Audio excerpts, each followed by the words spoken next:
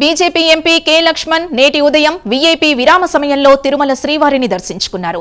దర్శనం అనంతరం రంగనాయకుల మండపంలో వేద పండితుల వేదాశీర్వచనం అందించారు. ఆలయ అధికారులు శ్రీవారి తీర్థ ప్రసాదాలు అందజేసి పట్టు వస్త్రంతో సత్కరించారు.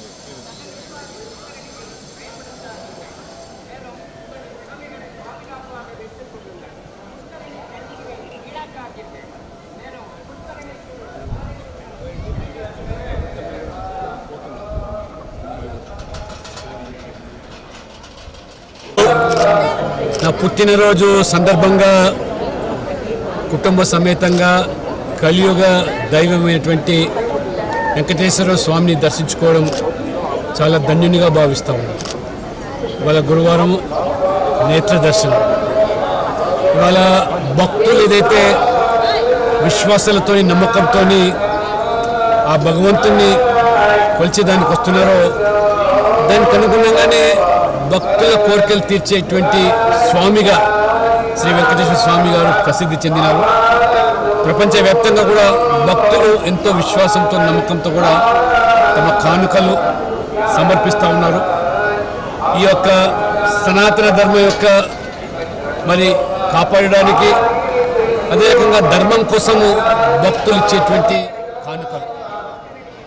దురదృష్టవశాత్తు గతంలో ఉన్నటువంటి ప్రభుత్వము గతంలో బోర్డు కూడా అనేకమైనటువంటి అవకతవకలకు అదే రకంగా మరి ఈ యొక్క పవిత్రమైనటువంటి ఆలయాన్ని కూడా ఏ రకంగా మరి వారు అవినీతిమయం చేశారో ఈరోజు కూడా ప్రజలు భక్తులు తీవ్ర ఆవేదన వ్యక్తం చేస్తున్నారు. ఇవాళ గౌరవనీయులు ముఖ్యమంత్రి చంద్రబాబు నాయుడు గారు ఇవాళ తిరుపతి అభివృద్ధి కోసము లేదా ఈ బోర్డు కూడా అనేక చర్యలు తీసుకుంటున్నప్పటికీ మరి గతంలో జరిగినటువంటి అవకతవకల పట్ల మరి అవినీతి పట్ల పూర్తి స్థాయిలో ప్రస్తుత ప్రభుత్వము మరి విచారణలు జరిపించి చర్యలు తీసుకోవాల్సిన అవసరం ఉందని చెప్పి భక్తులు భావిస్తూ ఉన్నారు. ఎందుకంటే మనం చూసాం ఇవాళ ఈ ఆయుర్వేద మాత్రలు ఏదైతే తయారు చేసేటువంటి మరి మిషన్లు గతంలో 2022 సంవత్సరంలో దాదాపు 3,90,00,000 రూపాయల వ్యయంతో కూడుకున్నటువంటి నాసి రకమైనటువంటి మిషన్లు కొనుగోలు చేసి కనీసం ఉపయోగంలో రాకుండా చేసినటువంటి పాపం. నిజంగా ఆ పాపం పండాల్సిన అవసరం ఉన్నది. ఈ రకంగా మరి గత ప్రభుత్వము పూర్తిగా ఈ పవిత్రతను మరి గాలికి వదిలేయడమే కాకుండా ఏ రకమైన అవినీతికి పాల్పడ్డారో ఇవాళ మనం చూస్తున్నాం. అది పరాకాష్ట. పరకామణిని వదలలేదు, లేదా ఈ యొక్క ఫార్మసీని వదలలేదు. చివరికి అన్నదానం కూడా అన్నసత్రంలో కూడా గతంలో నేను కూడా మరి ప్రస్తుత బోర్డు సభ్యులు భానుప్రకాష్ రెడ్డి గారు మేము సేవించినప్పుడు అనేక రకాలుగా ఆ రోజు మరి నాసి రకంగా మరి ప్రసాదం వితరణ చేశారు. లడ్డూల్లో జరిగినటువంటి మరి కల్తీ కూడా భక్తులను కలవరపరుస్తున్నది. నేను ముఖ్యమంత్రి గారి గౌరవనీయులు చంద్రబాబు నాయుడు గారికి తప్పకుండా ఒక లేఖ రాస్తాను. గతంలో జరిగినటువంటి ఈ యొక్క అవినీతి కానీ అవకతవకలు కానీ వదలాల్సిన అవసరం లేదు. పూర్తి స్థాయి విచారణ జరపాల్సిందిగా, దర్యాప్తు జరగాల్సిందిగా, ఆ పాపులను కఠినంగా భగవంతుడు ఏ రకంగానూ శిక్షిస్తున్నాడు.